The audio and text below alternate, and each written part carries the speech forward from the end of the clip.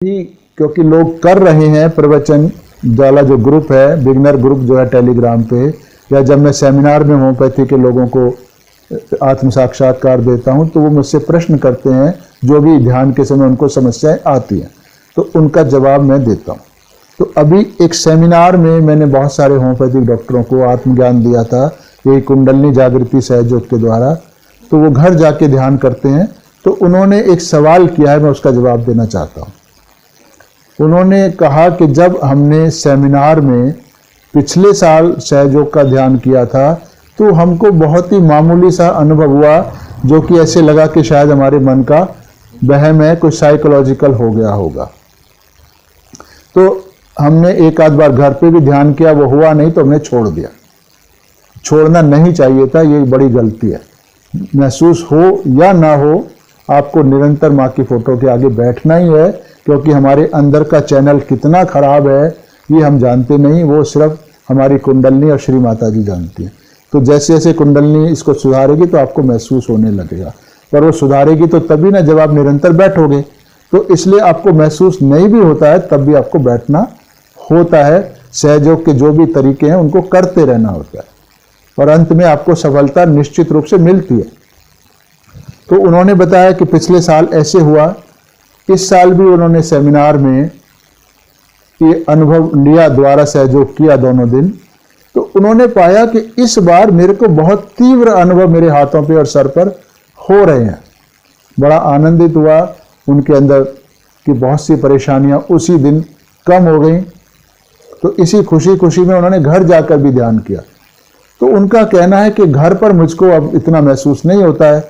महसूस तो होता है पर उस जितना नहीं होता कि जितना कि सेमिनार के समय सब डॉक्टरों के साथ हुआ था।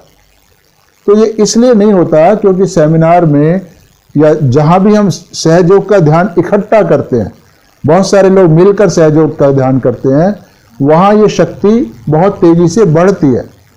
क्योंकि सहयोग एक सामूहिक चीज है, अकेले कमरे में बैठ के करने की चीज ये नहीं है, उससे ये शक्ति नहीं आएगी, चली जाएगी। तो इसीलिए जब सामूहिक रूप से सेमिनार में किया तो हमें बहुत महसूस हुआ। जब हमने घर आके किया, क्योंकि घर में और लोग कर भी नहीं रहे हैं तो घर में उतनी अच्छी शक्ति नहीं होती है, और हम अकेले भी ध्यान कर रहे हैं तो ये शक्ति उतना ज़्यादा हमारे को महसूस नहीं होती है, क्योंकि कम ही शक्ति आती है। और ऐसे ही अगर हम हमेशा अकेले ही ध्यान करते रहेंगे, सहयोग के ध्यान केंद्र पे नहीं जाएंगे, तो ये शक्ति फिर परमानेंट हमारे पास से चली जाती है।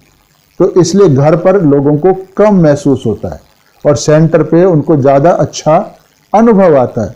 इसलिए सहयोग में बढ़ने के लिए दोनों चीज़ें जरूरी होती हैं कि हम घर पर भी सुबह शाम ध्यान करें, यानी ध्यान भी करें, शाम को जल क्रिया करें, हफ्ते में एक दिन केंद्र पे जाएं, और जो कुछ हमने पाया है सहयोग के द्वारा, उसी ज्ञान के द्वारा हम और लोगों को भी सहयोग दें, ताकि हमारी शक्ति भी बढ़े और उनको भी लाभ हो सके। तो इस तरह सामूहिकता के कारण हमको अच्छा महसूस होता है।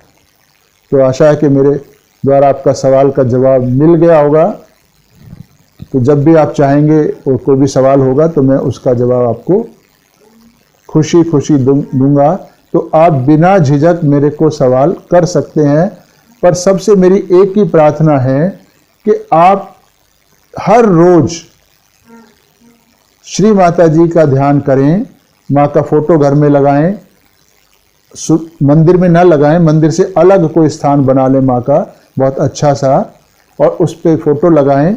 जब ध्यान करना हो तो माँ की फोटो के आगे करें, सुबह शाम। सुबह में जब भी आपको समय मिलता है, जब भी 10-15 मिनट ध्यान करें, और शाम को फुट सोकिंग यानी जल क्रिया जरूर करें। तो ये निरंतर करें, माँ का लेक्चर सुने ध्यान करते समय, और सेंटर जाएं एक हफ्ते में एक बार, तो उससे ये शक्ति बढ़ेगी। ये आपका और श्री माता जी का एक डायरेक्ट रिश्ता है, इसमें मेरा या तीसरे का कोई योगदान नहीं है। तो आप ध्यान करेंगे तो उससे बहुत सारे सवालों के जवाब आपको खुद ही मिल जाएंगे। अगर नहीं ध्यान करेंगे तो मैं कितना भी समझाऊं, कुछ होने वाला नहीं है। जरूरत है कि आप ध्यान करें, माँ का वीडियो देखें, ऑडियो सुने, तो ये शक्ति बढ़ेगी।